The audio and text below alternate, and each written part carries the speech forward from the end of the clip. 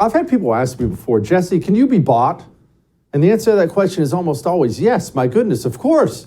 Just pay me a bunch of money, I'll say whatever. No, I'm kidding. I hope I can't be, but I don't know. Somebody offered me $1 million to say something I didn't want to say. I don't know if I could turn that down. I hope I could. I hope I would. I've got sons. I hope I could provide that example. I don't know if I could, though. Jennifer did, though. Jennifer Sey, former brand president for Levi's, author of the book Levi's Unbuttoned. You were offered $1 million and you turned it down? Jennifer, what's wrong with you? That's a good question. It just felt too hypocritical. I couldn't do it. After pushing back on school closures for 2 full years, then being asked to leave the company with $1 million to stay quiet, I rejected the offer. Yeah, that's what happened. It felt too hypocritical to me. Okay, now walk me through the mindset from the Levi's standpoint. Why do they want you to be quiet? You want someone to be really quiet when you're offering them $1 million to be quiet. Yeah, they couldn't have prevented me from continuing to speak out about school closures and other restrictions, lockdowns, et cetera. The point of a non-disclosure agreement and the money to seal the deal is that you won't talk about the terms of the separation, and you won't talk about the fact that in my ends, as it pertained to me, I was told repeatedly for 2 years I couldn't talk about these things. I couldn't push for open schools while they sent their own children to in-person private school. And that I couldn't talk about the fact that I was pushed out the door because I stood up for kids, that was the reason I left. They'd prefer to leave it as Jen decided to leave and spend more time with her family. You know that euphemism, which everyone sees. Yes, yeah, no, I know that. I know that euphemism. Now, correct me if I'm wrong, because I grew up, I used to wear Levi's. I thought this was a company that made pants. I'm almost positive they made pants, blue jeans specifically. Why would a company that makes blue jeans get so involved with a COVID-19 pandemic?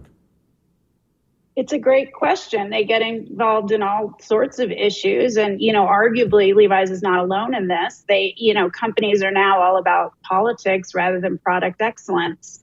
That's just kind of where we are in the world. And we're seeing that play out with other companies as well. And it's incredibly divisive. And when you look at a broad reach brand like Levi's or Bud Light that appeals to all kinds of consumers, it can't help but have an adverse impact in the end, I would say.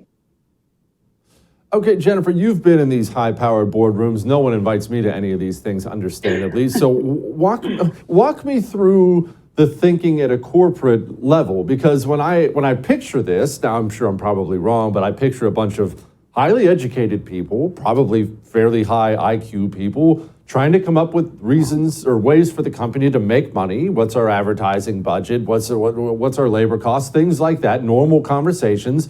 How do you even get to the point where you're pushing any kind of agenda other than let's sell some blue jeans? How does that come about? It's a great question, Jesse. And, the simple answer is it's a commercial calculation. It isn't about values. It isn't that they believe so strongly in a particular viewpoint. They believe their consumers do. And they believe that by aligning themselves with a particular ideology or a set of what they would call values, that their fans will like them more, or they'll attract new fans that will like them more and buy more. So it's an entirely cynical and commercial calculation. And in many cases, as we're seeing play out, a miscalculation. And I think it reflects the disconnection these leaders, these elites who sit in boardrooms have with their core consumer base. And, first rule of business is know the consumer. The consumer comes first. And it seems to be playing out right now very clearly that a lot of companies aren't doing that. They're not putting the consumer first. Yeah, so obviously, as we all see with the Bud Light situation. Okay, so Jennifer, I don't think it's exactly news that the CEO of McDonald's, whoever that is, I don't even know his or her name, probably does not eat a whole lot of quarter pounders, probably focuses more on the steakhouse realm. So he's not going to know McDonald's like I know McDonald's. I get that. How do we link those two worlds? What historically have people in the corporate world done to link those two things? Because he needs to know me. Yeah, it's a great question. And I will say at Levi's, we all wore Levi's. So it may be the exception to the rule, but I wore Levi's every single day to work, usually 2 or 3 items, not just the jeans, but the t-shirt and the jacket too. But even if that is the case, the reason I wear Levi's isn't the reason you do necessarily. And I want to understand why you choose Levi's. So during my time, my last 5 years there, I managed a function called Consumer Insights, which is research. And we spent a lot of time talking to consumers. But the key is that you actually listen to them and you don't dismiss them as bigots or racist or stupid or ill-informed. You listen to what they're saying and you try to craft product and communication that's going to resonate with them, that they're going to love. I mean, that's the goal. So you have a constant communication with the consumer. And of course, you're getting feedback all the time on social media in real time. Okay, you're getting feedback on social media. Is the separation of corporate America from kind of middle America, is social media the problem, that you'll have these left-wing mobs mob a brand into doing something or apologizing for something? Is social media, has it been bad for corporate America? It's an interesting question. I think in the early days, it was good. It sort of gave you the opportunity to have direct one-to-one communication with your fans. Usually that was about product or service. That's a good thing, to get real-time feedback on product or service or marketing.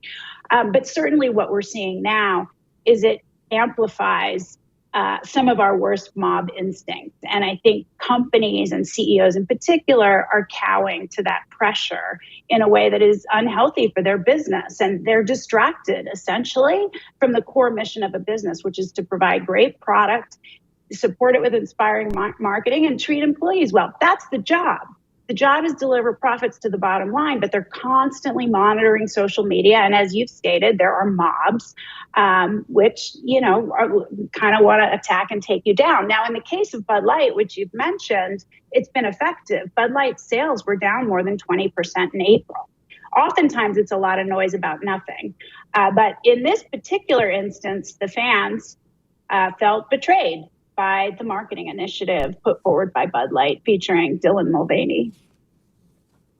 Do you think that might have a chance at waking the rest of corporate America up a little bit? I don't expect corporate America to change, but do you think Anheuser-Busch taking it on the chin like that, do you think that might change the conversation in the boardroom next time one of these woke campaigns comes up? I suspect that it has already, and that a lot of companies are gathered in boardrooms and thinking through, how do we get back to business? How do we kind of move away from these controversial stances? How do we get back to focusing on product rather than politics, on ideas rather than ideology? Because it really is, I guess, a wake-up call, because this has had real impact on their business, and it continues. It's not abating. And Bud Light is sort of sitting in a defensive crouch in the corner, hoping for it to pass, and it's not passing. The headlines continue, the social media pushback continues, and Bud Light has now attempted to sort of thread a needle. And in doing so, they've not stood by their choice to hire Mulvaney. They've not apologized to their loyal fans who were offended by what they see as weighing in on a political ideology that they're not aligned with. And now everybody's mad. Now they're not making anyone happy. So I think at this point, they have no choice. There's no way out but through. And they're going to have to probably pick a side. And I would side with loyal fans. They're more likely to come back than these imaginary possible consumers who probably don't even drink beer and definitely don't drink Bud Light currently. Yeah. Jennifer, I appreciate you very much. I have great news. If you enjoyed that, I have a YouTube channel you can subscribe to. Whatever I do, it'll be right there on YouTube. So go subscribe today.